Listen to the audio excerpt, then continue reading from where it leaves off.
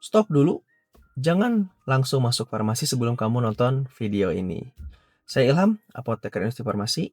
Kita punya tes sederhana 1 menit aja yang untuk ngecek cocok enggaknya kamu dengan jurusan farmasi. Kalau kamu lulus, kamu tinggal gas.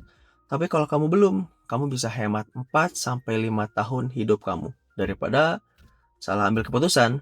Terutama video ini saya buat untuk para orang tua yang ingin menyekolahkan putra-putrinya ke jenjang selanjutnya, serta Anda, calon mahasiswa itu sendiri. Kita akan bahas 3 jalur farmasi yang mungkin 90% itu tidak tahu ya. Kita akan juga bedah realita dan ekspektasinya seperti apa, pakai data simpel aja, dan cara ngejar skill spesialisnya bagaimana. Karena di kampus itu kita diajarkan skill secara generalis dan menyeluruh ya. Nah, biar nggak jalan tanpa arah, kita akan bikin kompas ya. Sederhana aja, simple, nggak ribet. Cukup jawab 3 pertanyaan ini. Terus, pilih salah satu yang paling Anda banget. Oke? Siapkan kertas atau handphone. Cukup tulis 3 huruf A, B, C. Dengarkan pelan-pelan apa yang ingin saya sampaikan. Lalu pilih salah satu yang Anda paling cocok.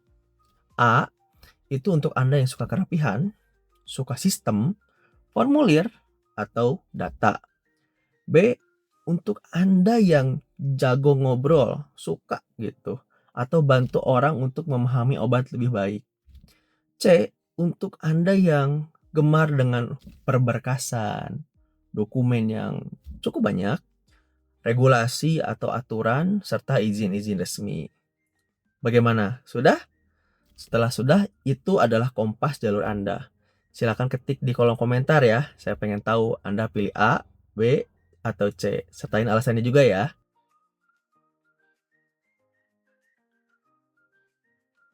Kompasnya udah ada. Sekarang kita bisa lihat petanya supaya arah Anda itu semakin jelas. Bayangin aja farmasi setidaknya punya 3 jalur besar ya. Yang pertama ada industri. Ini kita analogikan seperti dapur obat. Anda yang memilih jalur ini akan memastikan obat itu dimasak dengan benar dan pas. Dapurnya harus super bersih, catatannya harus sangat detail. Anda tujuannya adalah menghasilkan obat yang aman, konsisten, dan berkualitas untuk pasien. Ini adalah bidang yang saya pilih dan jika Anda tertarik dengan bidang ini, Anda sudah datang di channel yang tepat. Yang kedua ada bidang pelayanan, termasuk rumah sakit, puskesmas, klinik. Ini adalah kita analogikan teman pasien. Tugas kamu yang memilih bidang ini adalah menjadi jembatan antara obat dengan pasien. Memastikan pasien itu menggunakan obat dengan benar, ya kan, dengan jelas dan aman. Kamu itu adalah wajah terdepan antara obat dan pasien. Yang ketiga, ada jalur regulasi dan distribusi. Ini tuh ibarat seperti penjaga gerbangnya. Untuk Anda yang tertarik di bidang ini, Anda akan berkutat dengan seputar perizinan dan regulasi, label, serta pengiriman. Kamu yang berminat di sini juga harus memastikan bahwa dapur obat yang tadi itu sudah ikut aturan yang jelas dan obat yang sampai ke pasien adalah obat yang legal dan terjaga kualitasnya. Kenapa sih kita harus pilih jalur ini dari awal? Karena di datanya banyak sekali lulusan apoteker itu hampir 40% ya dari data IAI itu kerjanya di luar area pelayanan seperti tadi industri, pemerintahan ataupun distribusi. Nah, tempat kerja ini tuh butuh posisi yang spesialis, bukan yang serba bisa tapi nggak dalam. Jadi, spesialis itu adalah kuncinya ya.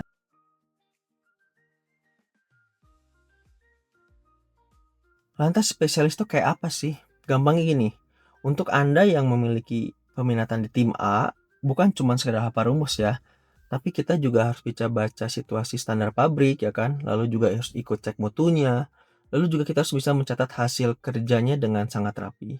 Untuk yang tim B, bukan cuma sekedar kita kasih obat ke pasien dengan informasi template ya, tapi yang paling penting adalah kita harus punya empati untuk bisa mendengarkan keluhan dari konsumen. Lalu juga kita bisa jelaskan bagaimana sih aturan pakai obat, mencegah obat satu dan lainnya itu bentrok, tapi dengan bahasa yang sangat mudah dipahami.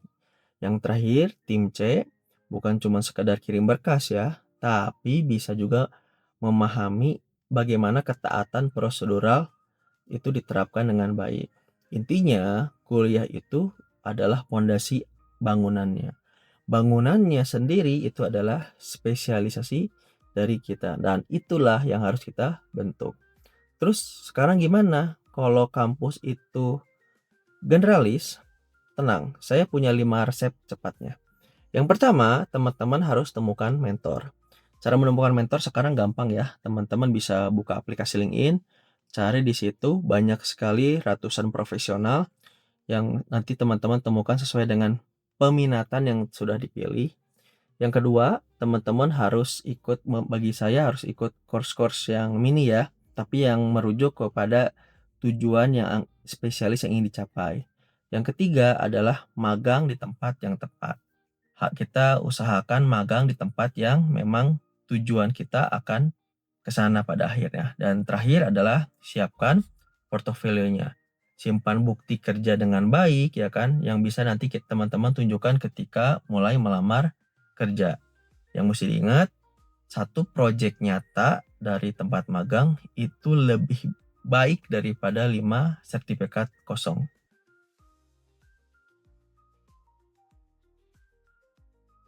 Biar makin kebayang, ini adalah rencana beberapa bulan ke depan sesuai dengan kompas yang sudah dipilih ya. Pastikan pilih satu dan lakukan dengan pelan-pelan. Yang pertama ada industri, ya kan? Coba deh tonton 3 sampai 5 kelas pengantar aja terkait standar pabrik. Lalu ketika nanti magang di industri, pastikan sudah terspesialisasi keinginannya. Pengen diproduksi, QA, warehousing, QC ataupun bagian lainnya. Yang kedua adalah klinik, misalnya pelayanan rumah sakit, puskesmas, apotek. Coba untuk melakukan latihan sederhana dengan partner, konseling, pelayanan informasi obat, monitor efek samping obat, karena ini tuh skillful set yang kompleks antara komunikasi dan juga membangun empati kepada pasien. Lalu juga jangan lupa ikuti diskusi-diskusi seputar standar pelayanan kefarmasian. Yang ketiga adalah regulasi. Nah, teman-teman yang memilih jurusan ketiga ini, regulasi atau distribusi, coba deh ringkas 1 halaman aja alur izin ataupun regulasi lain yang cukup panjang, tapi goal berhasilnya ketika temannya membaca ringkasan teman-teman itu mudah dipahami. Nah, sekarang khusus para orang tua, biar memilih kampus sesuai dengan harapan, saya punya filter sederhana, checklist 5 menit ini pasti berguna untuk para orang tua. Yang pertama, cek akreditasi dan jejak lulusannya. Coba lihat alumnusnya mayoritas bekerja di mana. Yang kedua, cek jalur magangnya. Apakah kampusnya sudah punya peta jalur magang, ya kan, sesuai dengan keinginan dan harapan kita. Ketiga adalah fasilitasnya. Bagaimana fasilitasnya? Labnya, proyeknya, simulasinya, ya kan. Lalu juga yang keempat adalah relasinya. Lihat bagaimana dosen tamunya, praktisinya ya kan yang datang ke sana. Lalu adalah yang kelima itu budayanya. Tugasnya bikin mikir dan praktek dan bukan menjadi hanya penalaran atau hafalan doang. Prinsipnya sederhana. Kampus itu ibarat lahannya. Nah, anak Anda ataupun Anda calon mahasiswa itu yang menanam bibitnya di situ.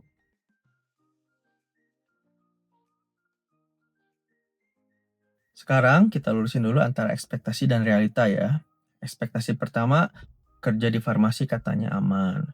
Realitanya betul aman kalau skillnya cukup. Ekspektasi kedua, ilmu dari kampus itu sudah cukup. Realitanya justru tempat kerja itu punya standar masing-masing berdasarkan kebutuhan di sana. Jadi teman-teman biar gak cuma nonton, coba deh praktikan 7 hari sprint ini. Hari pertama sampai kedua, coba tonton 2 video tentang jalur yang sudah Anda pilih. Hari ketiga dan hari keempat, coba latihan jalur tersebut. Hari kelima, cari calon mentor, misalnya tadi saya menyarankan di LinkedIn. Hari ke-6 dan hari ke-7, rapiin portofolionya dalam 1 halaman aja.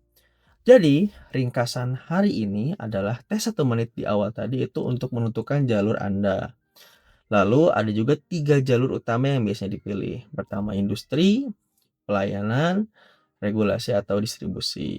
Nah, kampus itu tempat umum, pondasi yang awal dibangun. Tapi tugas kita ketika memilih farmasi adalah mengejar spesialisasi masing-masing. Hasilkanlah portofolio yang berbeda. Pilih farmasi karena misinya, mulai dari tujuannya, lalu tentukan jalurnya, dan kejar skill spesialisnya secara pelan-pelan. Saya Ilham, apoteker industri farmasi. Ingat, ini hanya edukasi, bukan provokasi. Sampai jumpa di Farmasi Tanpa Mitos selanjutnya.